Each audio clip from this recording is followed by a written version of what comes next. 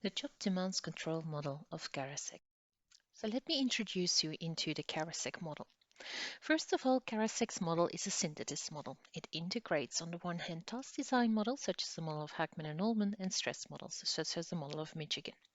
Hackman and Ullman included task variety, task identity, task significance, as well as autonomy and feedback, and said they were related to outcomes such as motivation and performance. The Michigan model includes how objective stressors in the environment may be perceived as stressful by the person. When people see their objective environment as stressful, they will experience stress and subsequently their health will suffer. However, such a process is not as straightforward as you might assume. People's personal characteristics, as well as supportive aspects in the environment, may prevent employees from perceiving objective stressors as stressful, and therefore they might not all become stressed when an environment is objectively very stressful. Karasek thus integrates both approaches in his job demand control model. However, by integrating both perspectives, this could have resulted in a very big model. Karasek, however, also reduced the complexity of his model and kept just two job characteristics, later on three, and focused on two dependent variables, being strain and growth. The Karasek model or the job demand control model has been a dominant model in the European literature on job design. Oh, by the way, this picture. On the right, you find my former advisor Hans de Witte, who is currently a professor at KU Leuven. On the left-hand side, you find Toon Taris, who is an influential Dutch researcher. In the middle, you see Karasek himself. Notably, Karasek wrote his model while doing his PhD, and in that period, or immediately after your PhD, is apparently people's most innovative period. And also for Karasek, this was the case. So the basic idea of the Karasek job demand control model is that people experience demands at work and also have control or decision latitude to deal with these demands.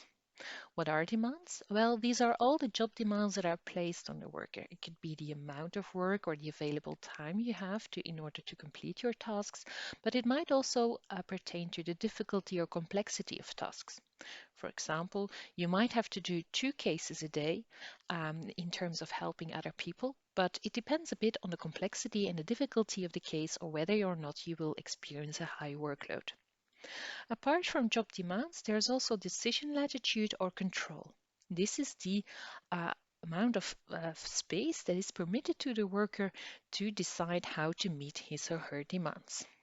And within decision latitude or control, there are three different aspects. Autonomy, can I make my own decisions? Variation, do I have various things to do or am I doing the same all over again? And to which degree do I have opportunities for skill use? Can I use or even develop my skills at work? There has been quite some discussion about whether the Karasek model should be considered additively or multiplicatively. What does that mean? Well, in an additive model, one would consider the sum of both main effects, which would mean that workload and job control have independent effects. In a multiplicative model, however, things become a bit more complicated, and then one would consider the multiplication of both effects or an interaction effect. That means that one expects that the combination of workload and control has stronger impact than just the summation of both main effects. And this interaction can take two different forms. It could come as a buffer hypothesis or a buffer effect, which means that when people have control, they suffer less from job demands. It might also appear as a boost effect, and the boosting hypothesis implies that job control becomes more important and more helpful when you actually have to deal with job demands. So, how does the Karasek model actually look like? Well, here's the full model. You can see job demands, which can be low or high, and job control or decision latitude, which can also run from low to high. So this would end up in a 2 by 2 table or in 4 quadrants. First of all, there's a passive jobs, and they can be described as jobs in which people have low demands and low control. For example, security people in a museum don't generally have much to do, but are obliged to stand in the same spot the whole day. So they have low demands but also low control. Secondly, you have low strain jobs in which you have little demands but quite some control. For example, if you would be working in childcare but not many kids turn up, you don't have that many demands, yet full control about how you will spend the day. Third, you have high strain jobs, which are the opposite of the low strain jobs.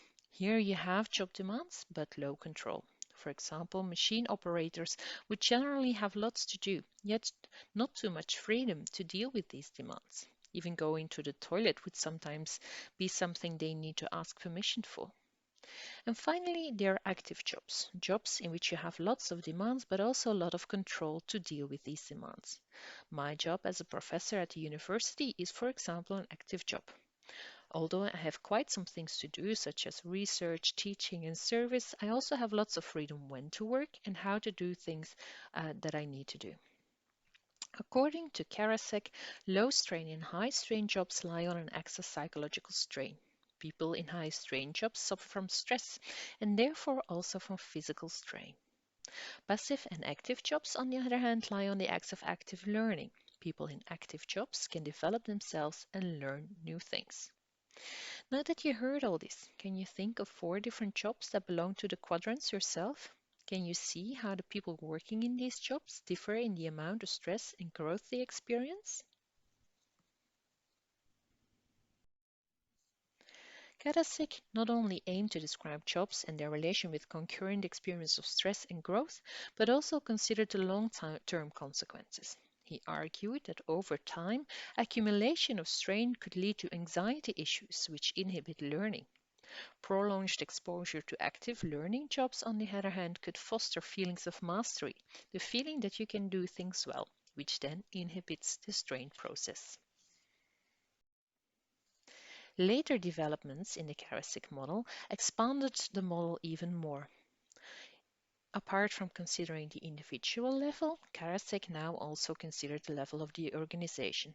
The more people experience psychological or physical strain, the less healthy they would become, and also the less healthy the organization would be.